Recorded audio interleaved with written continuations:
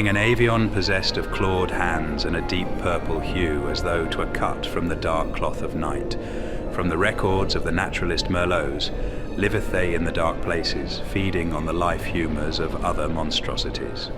It is known to modern natural philosophers that they are not guided through the black by the devil's hand, as was once suggested, but instead that they employ a cry of such high pitch that it is as silence to human ears, and by its echoing do they navigate with uncanny precision.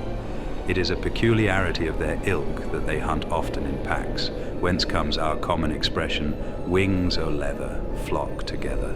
Suriander, being a carnivorous beast commonly dwelling near shallow bodies of water, though their feet lack the webbing of other aquatic creatures, the fins on their tails can be threshed in a sideways manner, propelling them with frightening celerity, their horns being used to contest dominance over females and determining standing in the herd by virtue of length.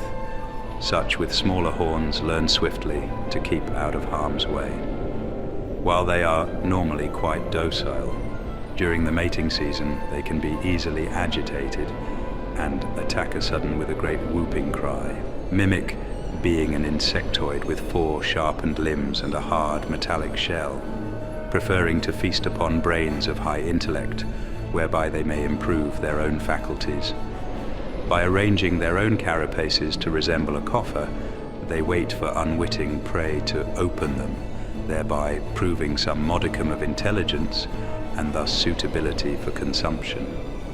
It is most often humans, racked with base greed, who fall prey to this simple but efficacious ruse, which in turn has made humans the mainstay of the mimic's diet. Tiny mimic. The wandering nature of these creatures has been attributed to their apparent predilection for hunting prey of high intelligence. From their diet of nature's intelligentsia, they receive nutrients to aid their own development, and it so follows that fledglings are often vapid and dull. Some strains, however, such as the tiny bug, never leave the larval stage, and so die as poor of wit as they were when they were born. Skeleton. Many are those who bear burdens through life and fail to relinquish them at the moment of death. Weighted down, they attain not heaven, but are cast aside to wander the land as skeletons. Robbed of the pardon of flesh, they are cursed to walk for eons till their very bones are reduced to ash. Only when they are undone and gone from this world, and nothing remains to bear that which they should not have borne, will they permit themselves eternal sleep. Battery. Mimic. What strange manner of creature to so readily absorb the crackling power of electricity? Having absorbed an appropriate amount of nourishment from their feast of lightning, they discharge spectacularly, this being their primary form of excretion. Forgoing food of substance, their lifespan is pitifully short. Spectre. The shapeless emotion of fear, coalesced and made manifest by magics. Fear remains in traces for a time where men have been slaughtered, and it is there, in Akeldama, where spectres are known to arise, as their bodies are composed of little more than fear itself. Other emotions are anathema to them and liable to incite attack. In defense of their very substance, they will rend their victim's soul from its bodily cage, leaving naught behind but fear. Thus are new spectres born. Tiny battery gaze upon the larval form of the battery, mimic and despair. Racked with hunger from the moment of birth, every moment of these poor creatures' lives is spent in pursuit of sustenance. Technically, they can be considered to be in a constant state of starvation until maturity, and are prone to attack any perceived obstruction to their feeding. On rare occasions, a tiny battery possessing a modicum of intellect is born.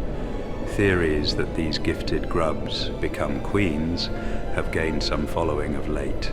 Bomb, an ensorcelled weapon for use against mages in days past, left to grow wild.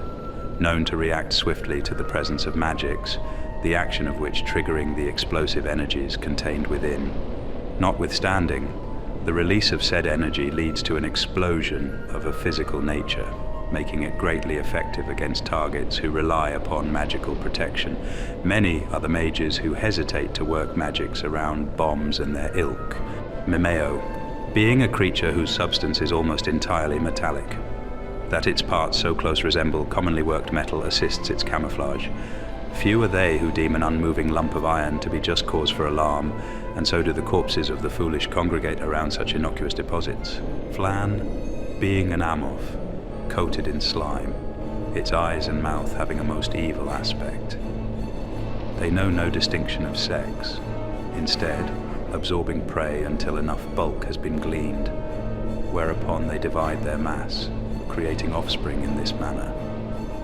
Recent research has shown striking similarities in the magical ordering of these creatures, with the ordering seen in naturally occurring mist, leading some to believe that their generation is tied to mist at a fundamental level.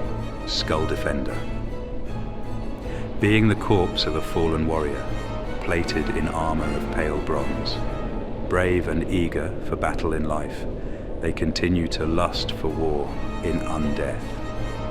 From their preferred haunts of man-made caves and mines, some skull defenders are thought to be fallen hunters, slain in their quest for a mark. Dead bones. The fate of such who sought to barter with demons for exemption from death, yet were found by the Reaper all the same. Their souls filled with dark energies, they are cursed to live another life, a half-life, as punishment. To add to their torment, the dark energies within them slowly devour their being, causing endless pain. And so people speak of these tortured souls, these dead bones, with pity, relieved that their fate is theirs alone.